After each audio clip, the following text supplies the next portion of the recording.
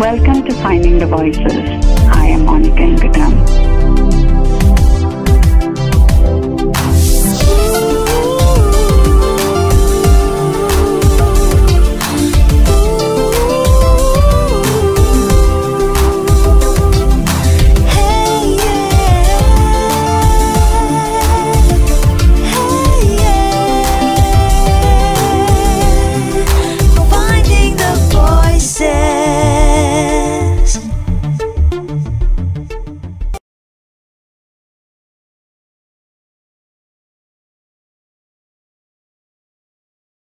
Welcome to Finding the Voices. Today we have a very special guest, first-time author, joining us from Germany. We have Tamara Reisdorf. Tamara is going to share a little bit about her journey, about being a first-time author and also participating in NaNoWrimo. So welcome to our show, Tamara.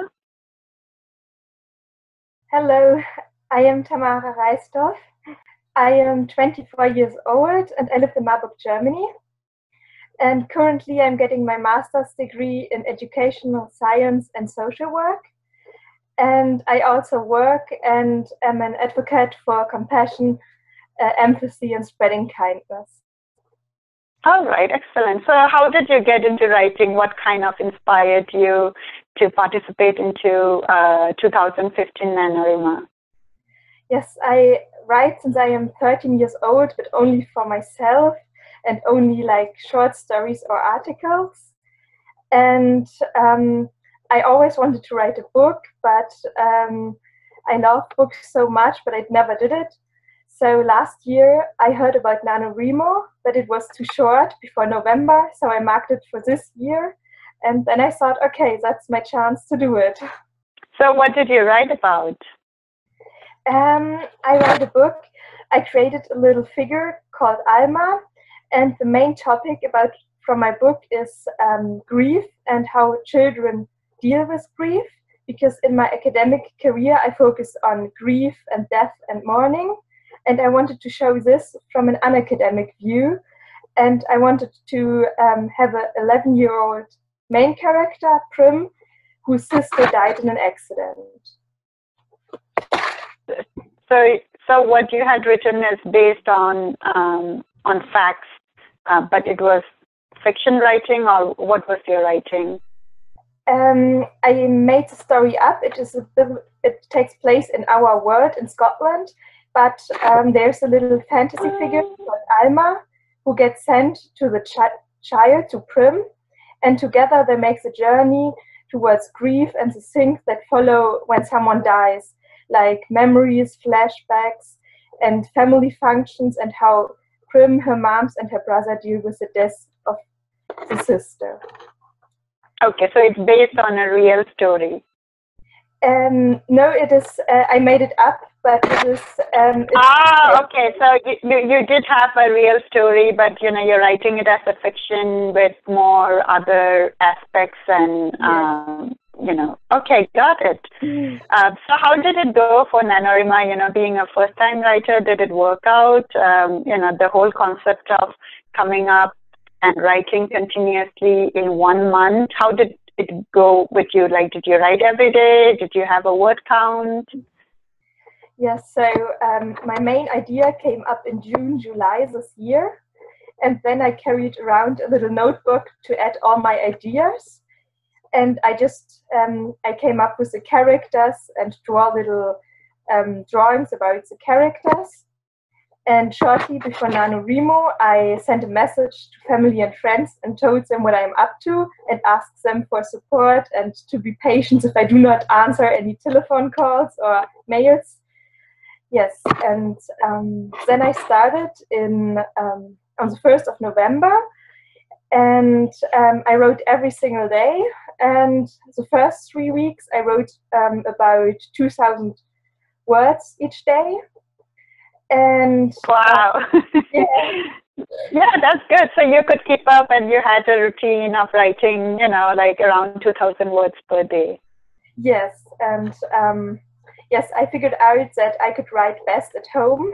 I tried to write in cafes or libraries, but I didn't like it much, so I just sat here in my flat and wrote, mostly in the mornings. Yes, but I found that the last week was the hardest week. Was it the pressure, like the pressure that, oh my God, I have to finish like 50,000 words? Yes, it was clear that I can make the 50,000 words, but I found it so hard to find the ending and to like how many stories I can still put in and how many actions until it is finished. So this was a bit hard. Okay. Yeah, means like in the beginning you did, had notes on what you wanted to write, so you started writing on those notes, expanding the story. But at the end, it was the number of counts, the days are less, and also the ending, you were not really sure how to kind of end it off. Yes, exactly. All right. So, but did you finish the 50,000 word count before, the last day of November, or it was like you held on till the last day? I finished the 50,000 words on Friday, and the last day was a Monday, but I kept on writing every day, so the weekend until the Monday, so I still wrote every day of November. Yes. Okay, so what do you think? Like, do you think that your aspiration of writing and, the whole concept of NaNoWrimo, did it help you in pushing you and, at least now you have everything written? It is the first draft, but still you have it written out. So do you think it helped you? Would you recommend it to, anybody who is starting new? Yes, absolutely. I really love participating, and I find the site and the resources so helpful. And there's a huge community, like there are meetings and chats and Twitter help, and that I think that is very important, and to keep you on track and to stay motivated. And for me, it was such a great experience, a month, and to know that you're not alone and so many people are also participating is also a great feeling. All right. So now that you have your first draft, I guess a little more than 50,000 words, what next? Are you planning to publish it? Yes. First, there's a revision. I try to revise it with family and friends and read it through. But I will try to find a publisher next year. And I hope that, I will be successful to find someone. I know it is a hard topic to write about child grief, and it's often a topic that is not often talked about. But I hope that I can inspire someone and get the attention to that it is an important topic. Yes, and I hope that I just connect the dots and that I make people feel something with my words. Wow, yeah, I wish you good luck, and I'm sure next year I will see your book published and I can get it to read. So definitely you have to message me back, once it is being published. Yeah. One other question which I wanted to ask was, being a writer, I'm sure you do read a lot of books. So can you share what kind of books you read? What do you like? Yes. So as you may see in the background, I have a lot of books which are color themed in my shelf. Yeah. Yes, I love to read, and my favorite book is The Art of Asking by Amanda Palmer. And it is about the art of asking and about connection and art, which I really enjoy, and I learned so much from it. And other books I read are just a lot of fantasy books and books about art, and yes, I really enjoy it.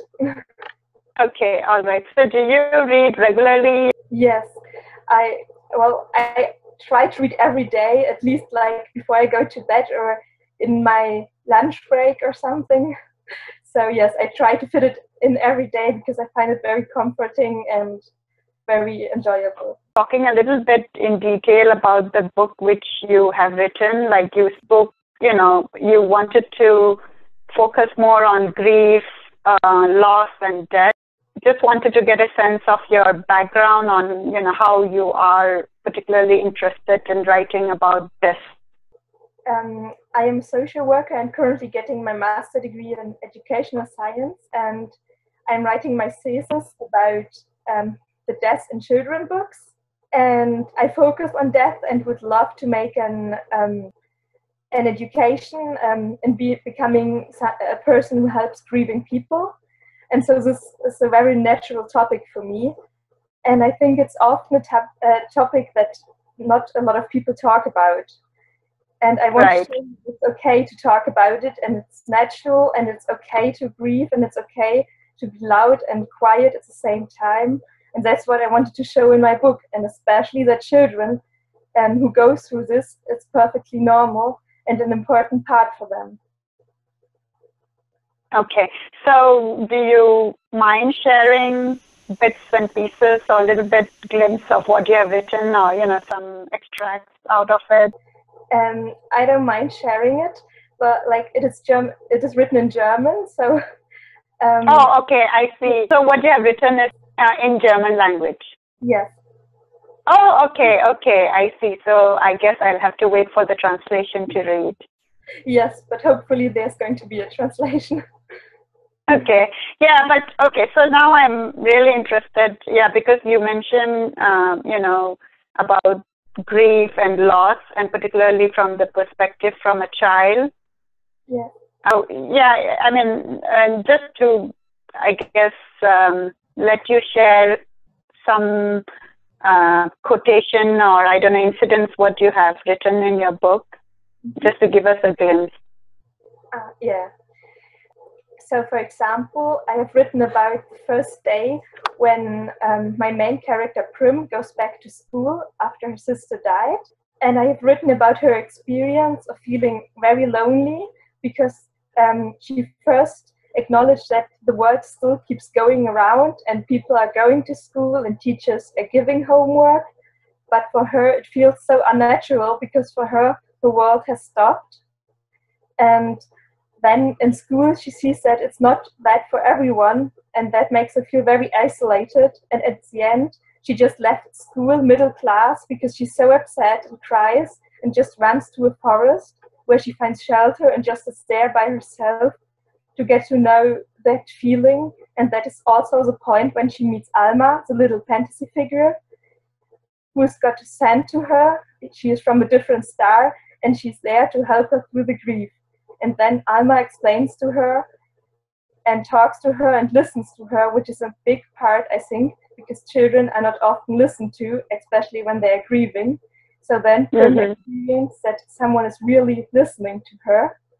Yes, and that is, I think, a daily occurrence, which I wrote down and which I explained in the book.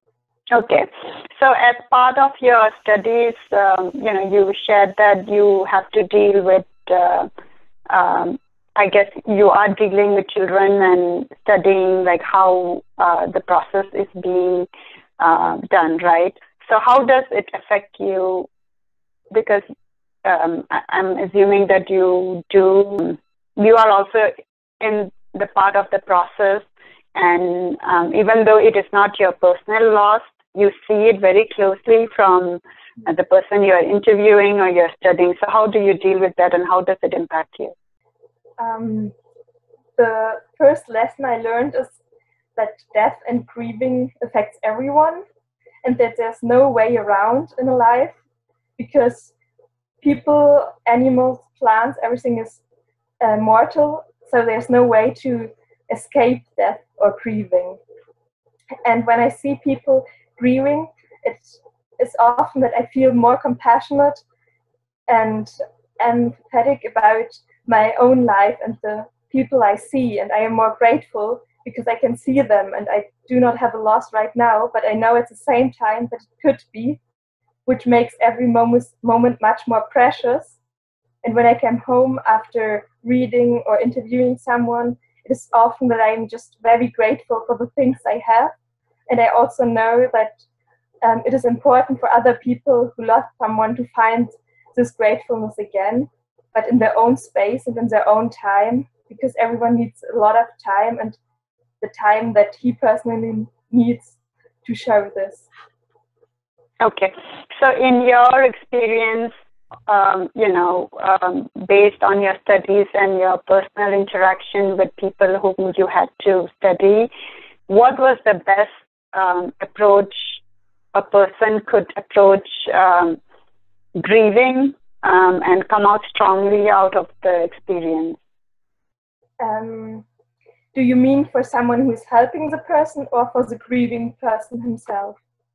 The grieving person himself or herself. I think the most important thing is to have patience and to have empathy for yourself, because often you think you feel guilty if you feel something happy again, or you feel guilty because the person who you lost cannot experience the thing that you are feeling. So I think the most important thing is to be compassionate with yourself, and it is okay that you are grieving, it's okay that you are very, very vulnerable in this time, but it's also okay to take your time and to ask people to help you. Okay, so what about the people around, like, if your friends or family has some loss, then sometimes I think many people don't know what to say, right, in such situation.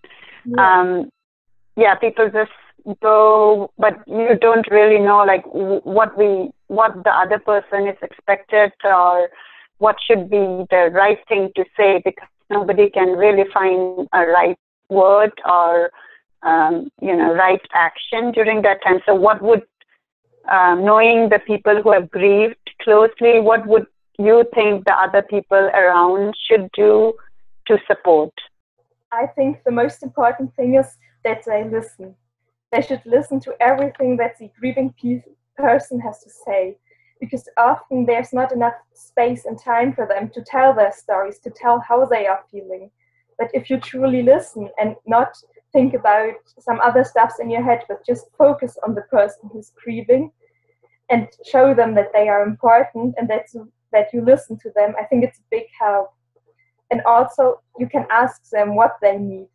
Sometimes people just don't want to talk at all, but sometimes you just can help them by cooking dinner or going grocery shopping or just sitting there and drawing or something. So I think it's important to really ask the other person what they need, because they know at some times what they really want and what they are need for. Okay, so the main thing is just being around and, listen and be there. Yes, exactly. So is there any other thing which you want to talk about, which I have missed? No, I think you've covered all. Okay, so there's one more thing I wanted to ask. So I know that, it will take time for you to edit it and then send it, find a publisher and publish it out. Yeah. But do you, after this experience, plan to write more? Yes, I definitely think that I would love to participate again in NaNoWriMo, because it was such a great experience.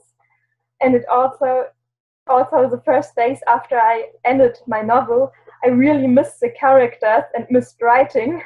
So I think I would definitely come back to write and also think about what will happen next in my book. Okay, awesome. All right, so thank you so much for sharing your thoughts today. And I just wanted to have this show to many people. First of all, many people don't know about NaNoWriMo, and you being in Germany, participating this, it's great because it doesn't have any barrier. It's like a community, a global community coming together and writing, what is in your head in 1 month, even though it's a draft. I think it's a great start. Thank you very much, and thank you for giving me this great opportunity.